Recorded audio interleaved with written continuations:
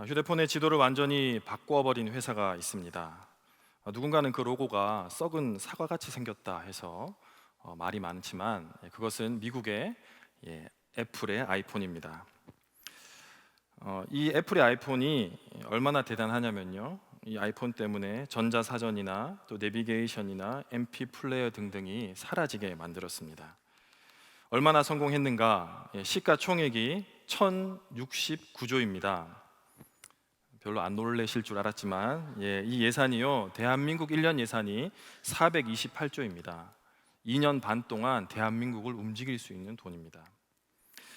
애플이 이처럼 성공한 이유는 크게 두 가지로 이야기합니다. 첫 번째는 insanely simple, 미치도록 단순하게 디자인하는 겁니다. 그래서 정말 아이도 쓸 수 있도록 아이폰을 만들었습니다. 두 번째는 think different, 다르게 생각하라는 겁니다.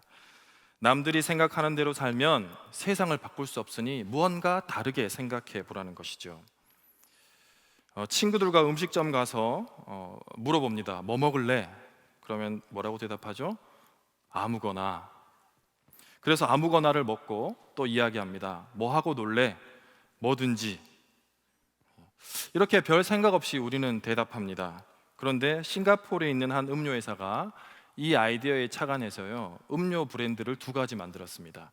그 이름이 아무거나와 뭐든지입니다. 음료 이름이 anything과 whatever입니다.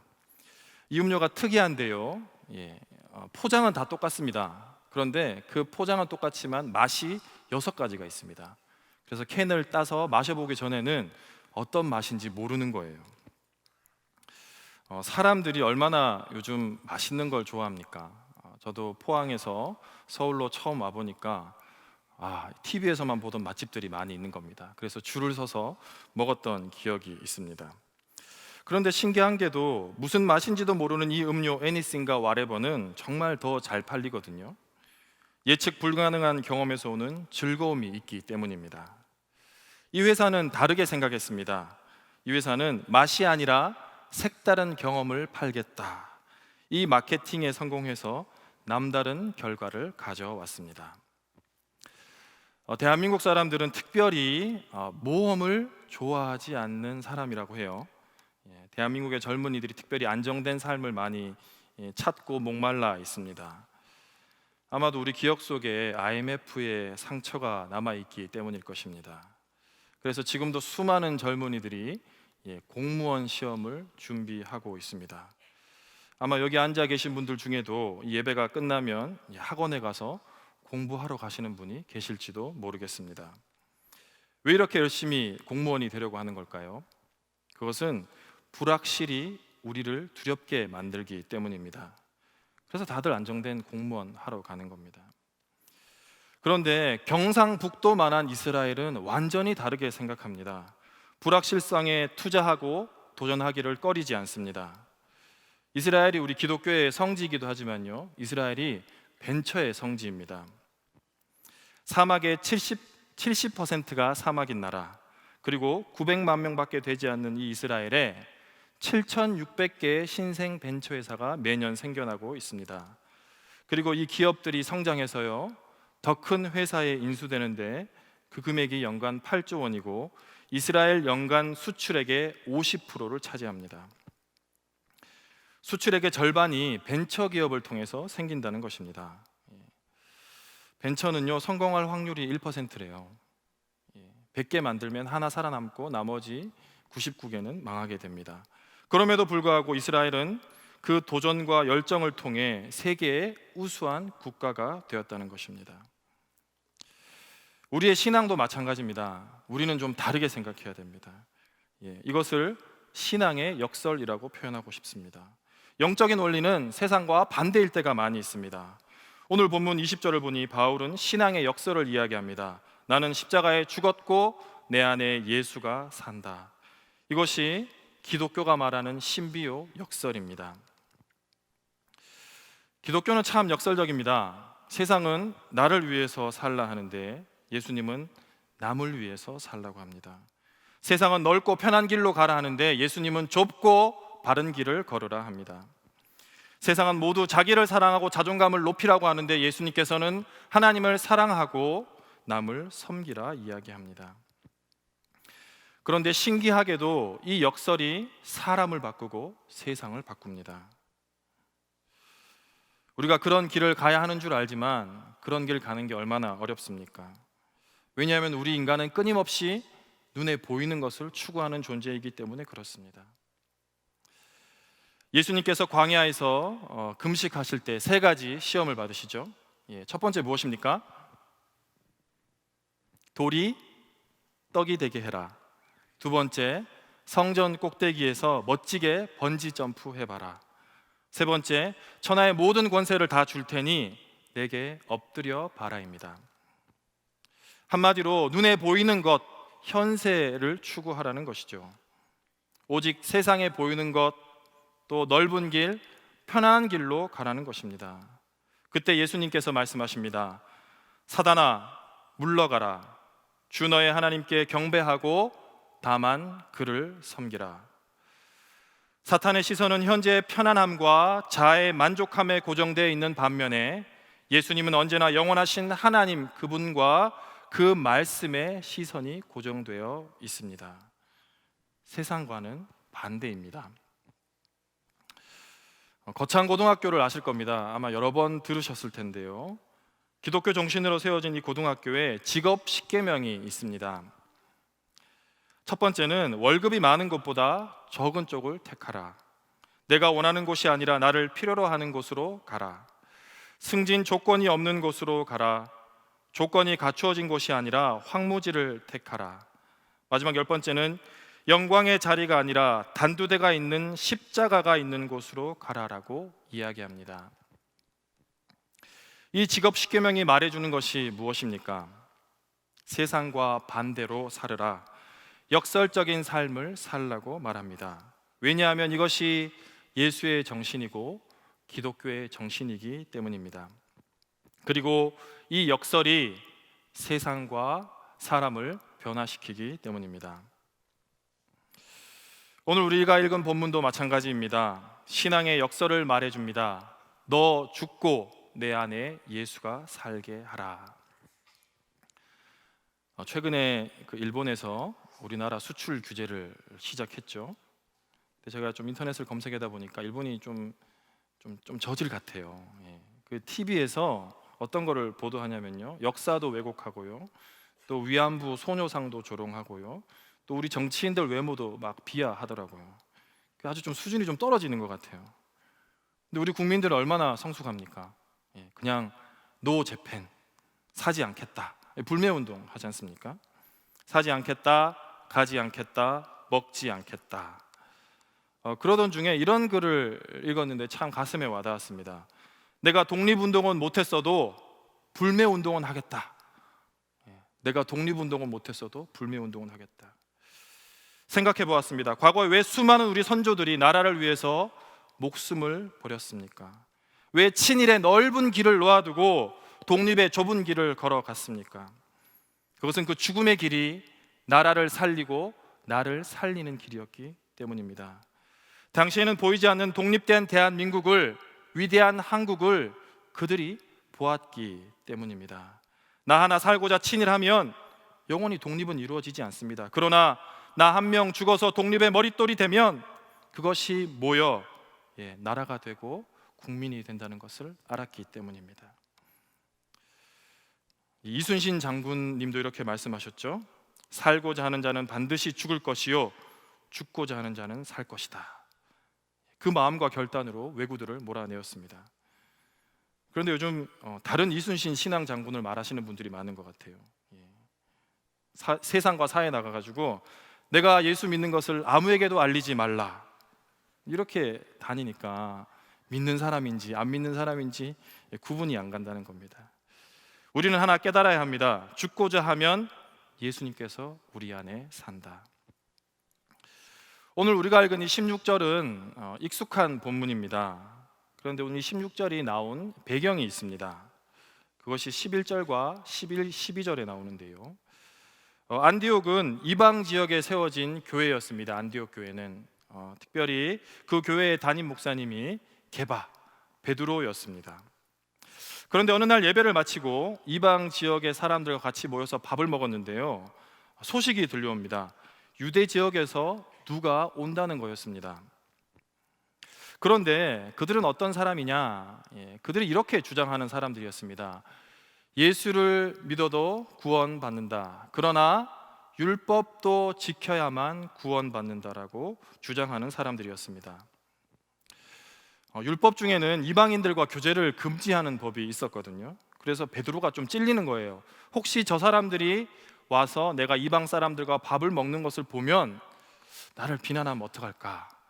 그게 마음에 좀 두려웠습니다. 그래서 황급히 밥을 먹다 말고 그 자리를 뛰쳐나갔습니다. 그리고 그 일을 바울이 책망하면서 나온 말이 바로 오늘 16절과 20절의 말입니다.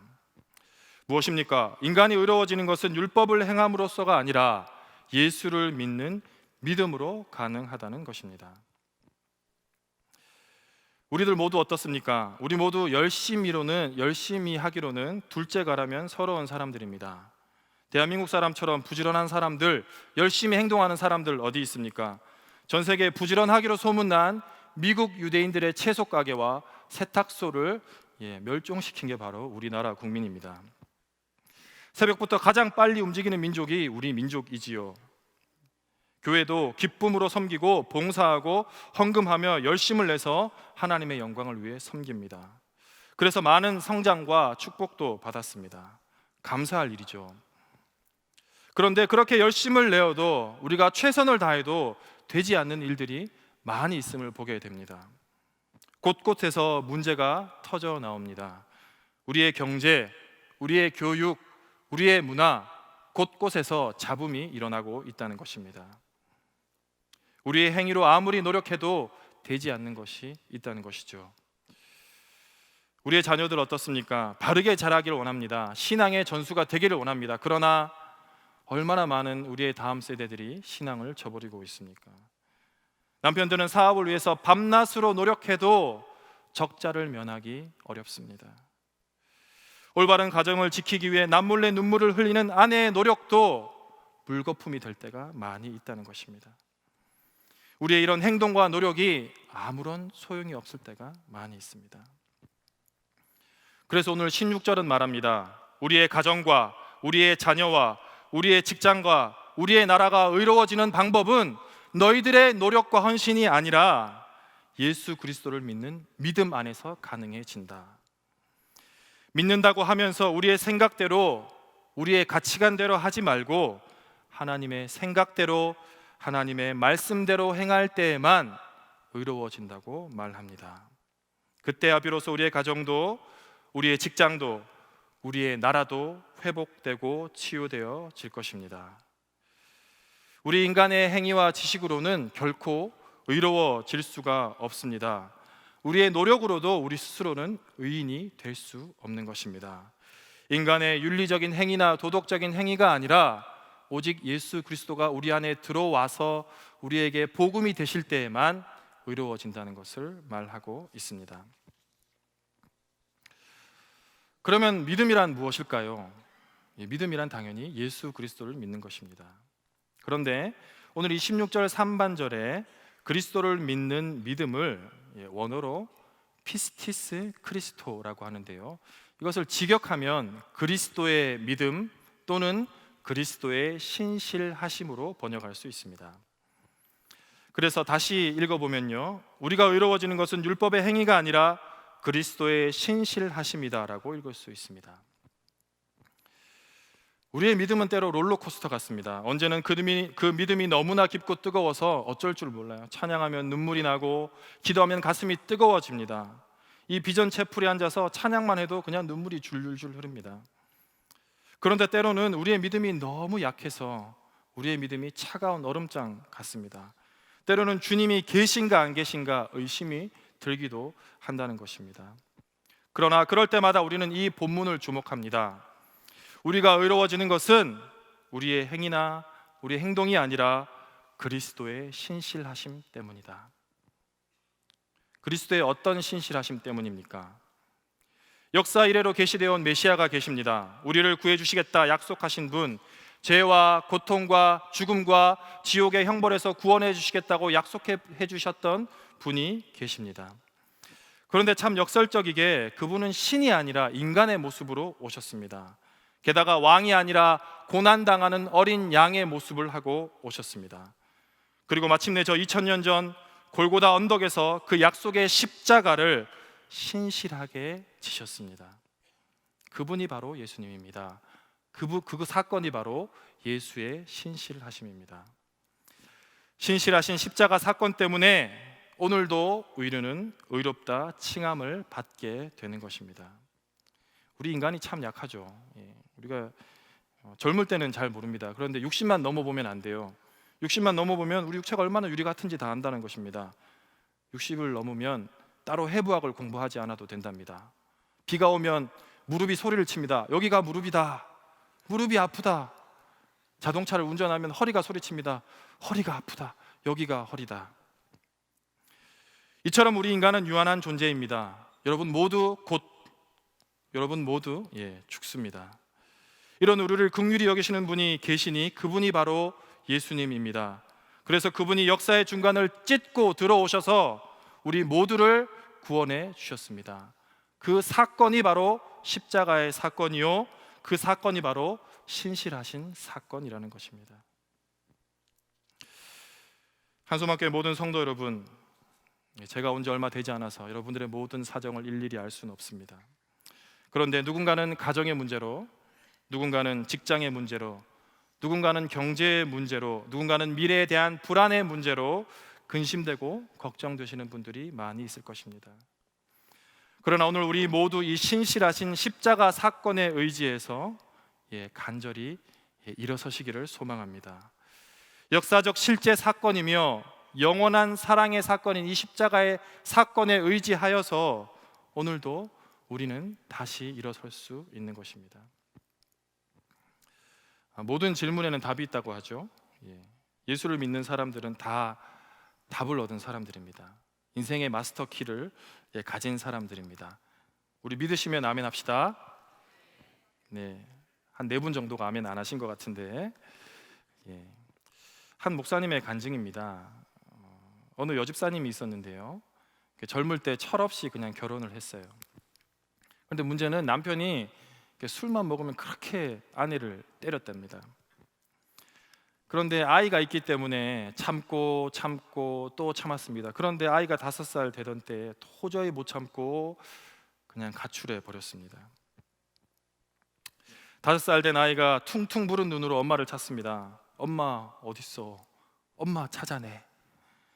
그렇게 울다 아이는 잠이 들었습니다.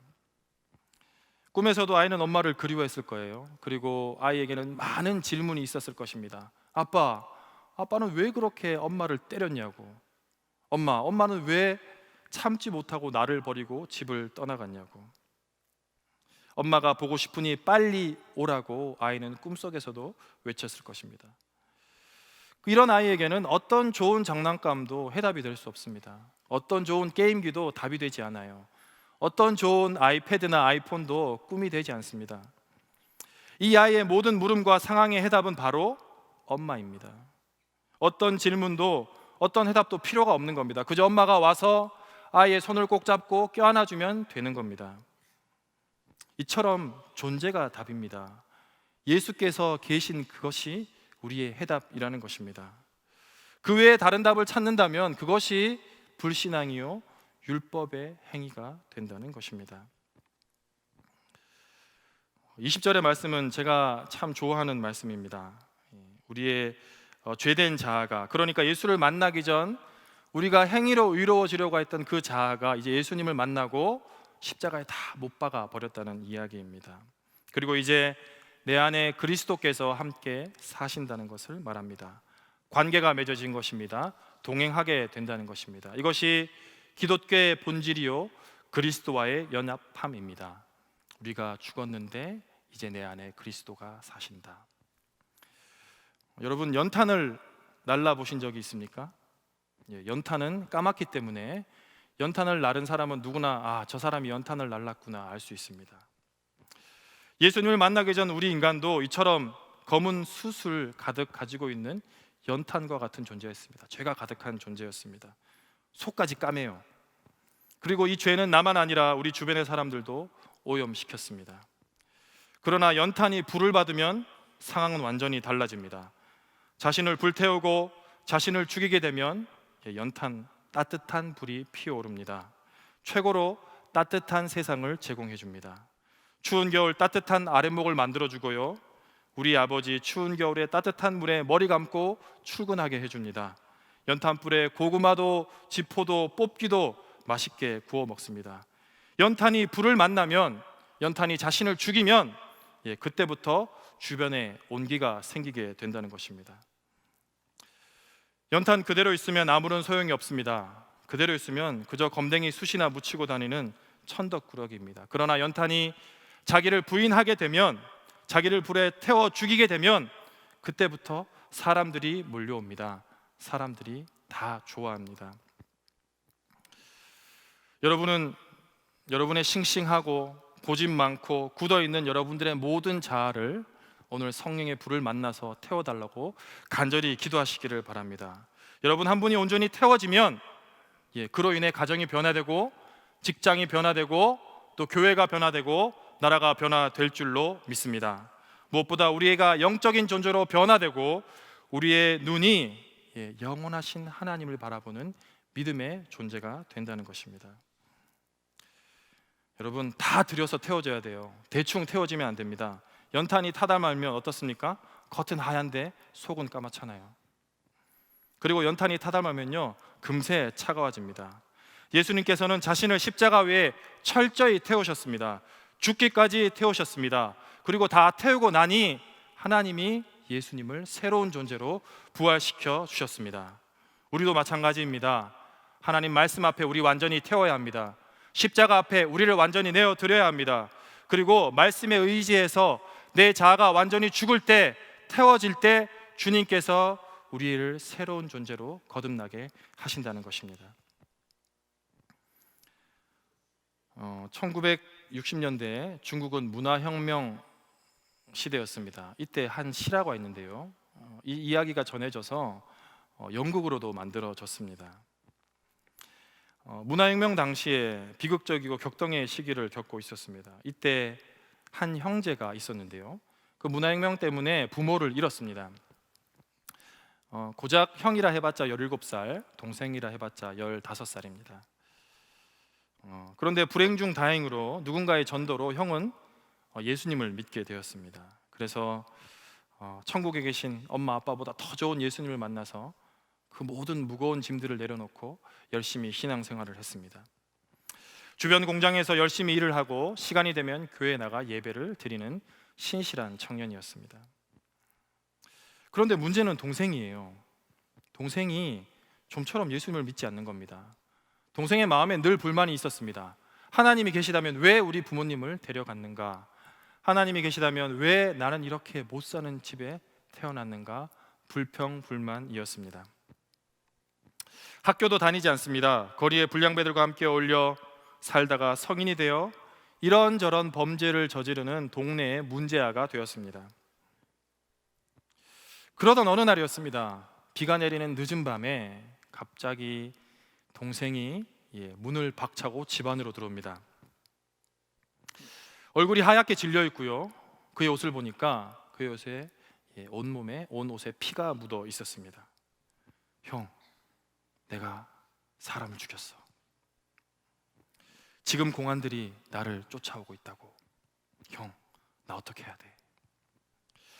어찌할 바를 모르던 형은 일단 동생의 옷을 다 벗기고 동생을 다락방으로 숨깁니다. 무슨 일이 있어도 나오지 말아라. 내가 책임진다. 순식간에 일어난 일입니다. 바닥에 피 묻은 동생의 옷을 보더니 형은 잠깐 생각에 잠깁니다. 그리고 무언가 결심한 듯 자기의 옷을 벗어 동생의 옷을 대신 입습니다. 그 옷을 입자마자 공안이 들이닥칩니다. 누가 봐도 피 묻은 옷을 입은 형이 범인입니다. 너지 이놈아. 매질이 가해지고 형은 그대로 잡혀 감옥으로 끌려갔습니다. 신문이 이어집니다. 그리고 형은 단 한마디만 되뇌입니다. 네, 저는 이 죄로 형벌받아 마땅합니다. 네, 저는 이 죄로 형벌받아 마땅합니다. 이 말은 죄를 시인한 것으로 여겨졌고, 게다가 너무도 잔인한 살인이었기 때문에 여론의 동정도 없었습니다. 재판이 진행되었고 일사천리로 사형이 언도되었습니다. 문화혁명 시대라 아마 전국이 어수선해서 그랬던 모양입니다. 이제 죽을 날을 기다리는 형이 마지막 날 밤 교도소장을 만나자고 부탁합니다. 그리고 소장에게 마지막 부탁을 합니다. 저의 마지막 소원 하나만 들어주십시오. 제가 반드시 죽고 난 뒤에, 사형되고 난 뒤에 이 편지를 여기 적힌 주소로 보내주십시오. 그렇게 어려운 부탁이 아니기 때문에 교도소장은 흔쾌히 약속을 했습니다. 그리고 다음 날 날이 밝고 형은 형장의 이슬로 사라졌습니다. 교도소장 마음이 좀 심란한 거예요. 다른 좀 사형수랑 좀 다른 것 같은 거죠. 그래서 형이 준 그 편지를 기억해내고 사람을 시켜서 그 편지를 전해주라고 합니다. 직원이 그 적힌 주소로 가보니 집에 풀도 자라있고 거의 폐가처럼 되어 있습니다. 문을 두드렸습니다. 동생은 이제 생각한 겁니다. 이제 드디어 나를 잡으러 왔구나, 이렇게 생각하고 문 밖으로 나갔는데 이 웬일입니까? 그냥 그 사람이 편지 한 장 휙 던지고는 도망가 버리는 것입니다. 이게 뭔가 싶어 동생이 편지를 보니까 거기에 형의 이름이 적혀 있습니다. 그래서 편지를 찢어 편지를 읽습니다. 첫 줄에 이렇게 적혀 있습니다. 사랑하는 동생아, 나는 너의 죄의 옷을 입고 너 대신 죽노라. 사랑하는 동생아, 나는 너의 죄의 옷을 입고 너 대신 죽노라. 무슨 소린지 몰랐어요. 이게 무슨 소린가? 한참을 읽고 또 몇 번을 읽고 몇 번을 읽어보니 그 의미가 깨달아집니다. 동생이 괴성을 지르며 교도소로 달려갑니다. 그리고 문을 두드리며 이야기합니다. 사실 내가 범인이야. 형은 사람을 죽이지 않았어. 그렇게 소란을 피웁니다. 교도소장이 이 소란이 무엇인가 하고 나와보니 그 사람이 동생이 행설수설하며 이야기합니다. 내가 죽였어. 내가 범인이야. 형은 무죄야. 교도소장이 직감적으로 압니다. 진짜 범인은 동생이구나. 왜냐하면 형은 뭔가 좀 달랐기 때문입니다.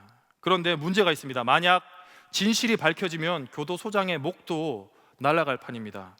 교도소장이 할 수 있는 말은 단 하나입니다. 이미 형은 집행되었다. 네가 진짜 범인이라도 사건은 끝이 났다. 빨리 돌아가라. 이 사건에서 너는 무죄다. 그렇게 동생은 실성한 사람처럼 집으로 돌아옵니다. 한참을 울다가 다시 편지를 들어 읽어봅니다. 첫 줄 밑에 다음 줄이 있는 겁니다. 편지를 들어서 읽습니다. 동생아, 나는 너의 죄의 옷을 입고 너 대신 죽노라. 그리고 그 밑에 이렇게 적혀 있습니다. 너는 나의 옷을 입고 나처럼 살아라. 너는 나의 옷을 입고 나처럼 살아라. 동생이 그 편지를 보며 얼마나 울었습니까? 몇 날 며칠 통곡을 하며 울었습니다. 자신을 미워하며 긴 시간을 보냈습니다. 이제 정신을 차려보니 형이 떠오릅니다. 형이 했던 것은 그저 열심히 일하고 또 교회 갔던 것밖에 없습니다. 이제 형을 만나야 되니까 동생도 천국을 가야 되지 않겠습니까? 그날 밤 동생은 형이 예배드렸던 그 교회에 가서 기도합니다. 그리고 어릴 적부터 형에게 들었던 그 복음을 기억해냅니다. 주님, 나 같은 놈도 과연 천국에 갈 수 있습니까? 그러나 사실 이 질문은 하나님께서 더 기다리신 질문입니다. 그래, 너 같은 사람이기 때문에 천국에 갈 수 있다. 너 같은 사람이기 때문에 내가 이 땅에 왔다. 그날 밤 동생은 하나님을 인격적으로 만나게 됩니다. 그리고 거듭나게 됩니다. 그리고 다음 날 동생은 자신의 모든 옷가지와 소지품을 다 태웁니다. 그날 밤 그 동생은 죽은 것입니다. 나의 옷을 입고 나처럼 살아라. 그때부터 형이 예배당 갈 때 입었던 그 한 벌밖에 없는 옷을 입고 열심히 예배를 드립니다. 또한 형이 입었던 그 작업복을 입고 열심히 일을 합니다. 이제 과거에 그 방탕하고 죄 많았던 동생은 죽었습니다. 세월이 지나 아픔이 사라져 갈 무렵쯤에 동네 같이 살던 불량배들이 다시 찾아와요. 야, 사실 네가 범인이잖아. 너 운 좋게 살았다. 야, 우리 옛날처럼 다시 놀자. 우리 예전처럼 다시 우리 한바탕 해보자. 그렇게 이야기하며 옷을 잡아 당깁니다. 그때마다 동생은 이렇게 이야기합니다. 대답은 한결같습니다. 이 옷의 주인은 그렇게 살지 않았다. 이 옷의 주인은 그런데 가지 않았다. 이 옷의 주인은 그렇게 말하지 않았다. 오늘 우리 모두 여기 계신 분들이 이 말씀의 은혜를 깨닫기를 원합니다. 예수님이 이렇게 신실하게 우리를 위해 죽으셨습니다. 우리도 그 은혜를 따라 성령을 의지해서 우리 자신을 그리스도 안에서 죽이십시다. 아이를 잉태한 산모는 늘 아이 중심으로 생각하고 아이 중심으로 먹고 아이 중심으로 살아갑니다. 좋은 것 먹고 좋은 것 보고 좋은 이야기합니다. 왜 그렇습니까? 생명이 우리 안에 있기 때문입니다. 하물며 영원한 정능자이신 예수님이 지금 우리와 동행하고 계시다면 우리가 하는 일은, 우리가 해야 할 일은 자명합니다. 우리가 가는 곳마다 우리가 작은 예수가 되어 우리가 가는 곳에 용서가 있고 웃음이 있고 평화가 있고 사랑이 있어야 합니다. 우리 결코 잊지 맙시다. 우리 안에 예수가 사십니다.